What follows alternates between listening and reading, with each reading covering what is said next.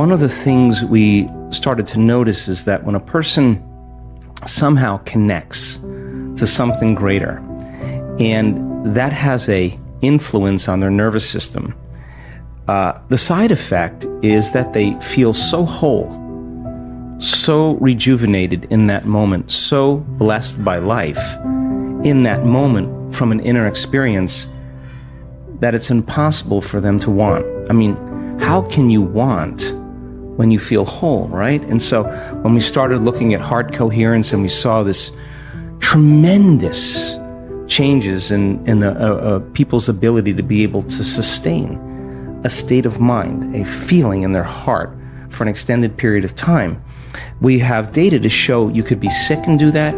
You could be a vegetarian and do that. You could be a carnivore and do that. You could be rich. You could be poor. And it doesn't, if you're skinny, overweight, doesn't matter. Once you learn that skill of self-regulation and being able to experience a greater level of wholeness, that if you can create from wholeness instead of separation or lack, you can produce greater effects on the nature of reality. So we came from singularity, and when you're oneness or when you're source, there's no separation between cause and effect. Your thoughts create experiences when you're in oneness. We journeyed down the density, and now we're really separate from source. And so what happens between cause and effect is called time. So we're here now to prove to ourselves that the divine lives in us.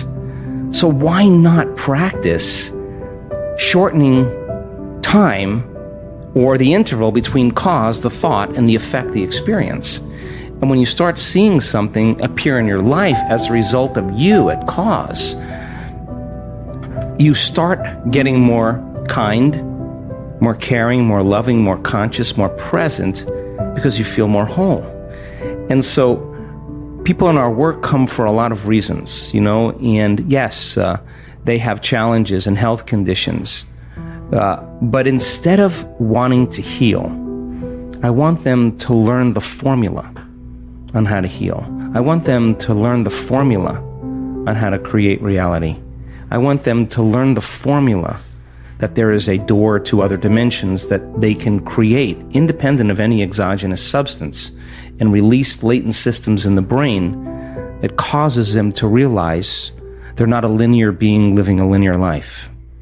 They're a dimensional being living a dimensional life, and it only takes one of those experiences where you have an alteration in your identity that you can't go back to being the same person again. Now, the game changes now, because I've seen this so many times when that person runs into the divine, and there's an arousal that takes place in their nervous system. And I'm not talking about a little energy. I'm talking about energy that's so outside of normal. But the arousal isn't coming from fear, which normally creates arousal. It's not coming from aggression, which normally creates arousal. It's not coming from pain. They are running into information. They're running into something profound, and the arousal is creating ecstasy. The arousal is creating bliss. The arousal is so profound. The feeling that they're having isn't coming from anything out there. Mm-hmm. It's coming somehow from within them. And they get a taste of that, and they're less seduced by the outer world. They know where to get it. And now they have a romance with the divine. They have a date with the divine every day, because the process of creation in connecting to that field should be ecstatic. The process of healing another person should be bliss, because you need to connect to that field and create from the field instead of from matter. So there's so much cool research that changes our mind about that, because it's not matter that's emitting a field. It's the field that's creating matter. You teach people to change the field. You change the field, you change matter. And understanding that is a reversal in navigating in a realm beyond space and time, that once you can get beyond your attention on your body, get beyond your attention on different objects and people and things at certain times and places in your environment, no longer anticipating the next moment or living in the past, when a person can get transcendental beyond their identity, they start passing through an eye of the needle. And that is their connection to that unifying field, that invisible field of energy that actually is connecting everything physical and material. And you can't use your senses when you're there. In fact, when you are there, there's a whole nother set of rules to execute in. There's no place to go. How could you go if there's no space? If there's no space, there's no time. Every thought has a frequency, and being able to create from that place is why we're here. And so then, when you see a person feel whole, and we measure their oxytocin levels, it's not just a little oxytocin. The oxytocin is 200 times normal, and oxytocin signals nitric oxide. And nitric oxide signals a chemical called endothelial-derived relaxing factor, and that causes the arteries in your heart and your lungs to literally open up. And just like your sexual organs get engorged with energy and fluid and blood, when that center is aroused, with the same intensity, you have a fullness in your heart. It's physiological.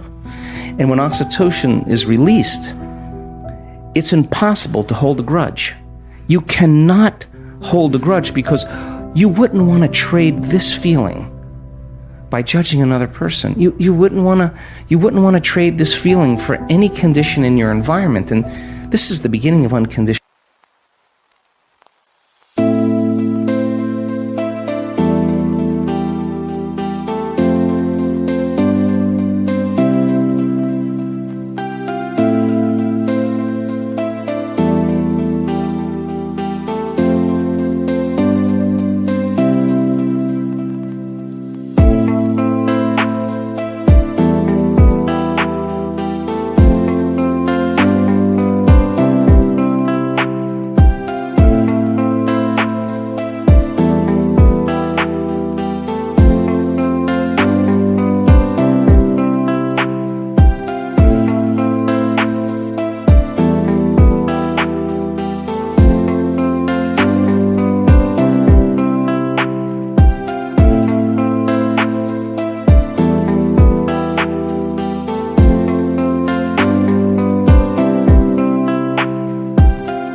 This is the beginning of our divinity.